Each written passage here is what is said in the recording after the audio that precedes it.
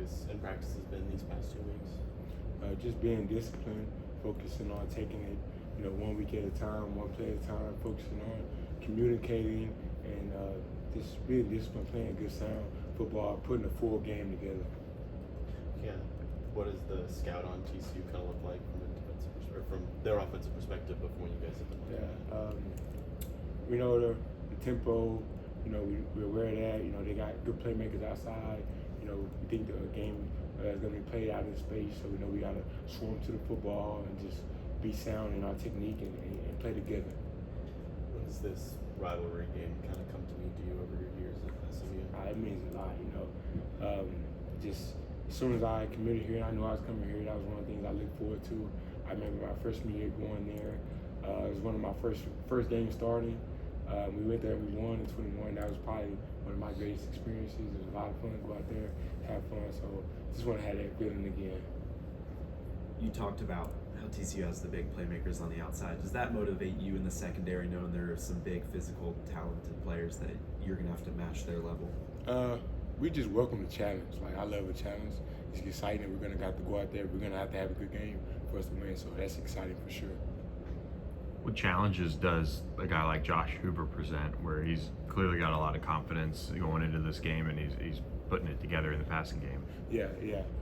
We watched my film. He looks solid. He looks like a good quarterback. So we know, like I said, we're just gonna have to be sound on technique, have good eyes, good discipline, and things like that. So yeah, it's exciting for him to be able to play him because we know what he's capable of. I don't know if you guys have been too much in a position like this where you're coming off a really disappointing loss going into this game. You had a bye week. I know there hasn't been a bye week before this game for you, but does that change kind of the mentality and having to sit on the last 2 weeks and how that felt, I guess? I don't know if it changed the mentality because we're still having the same mentality. Like every week we're going to focus on our opponent, and every week at the practice we have to win each and every day in practice.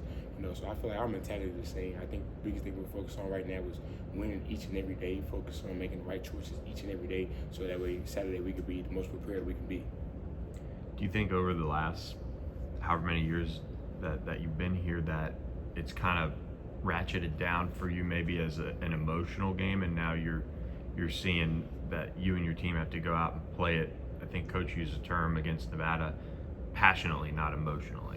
Yeah, for sure. I think earlier in my career it was emotional. I would mess up a play, or I would make a big play, and I would get really high or get low. So now as I've gotten older, I've been able to more so keep it level, never too high, never too low.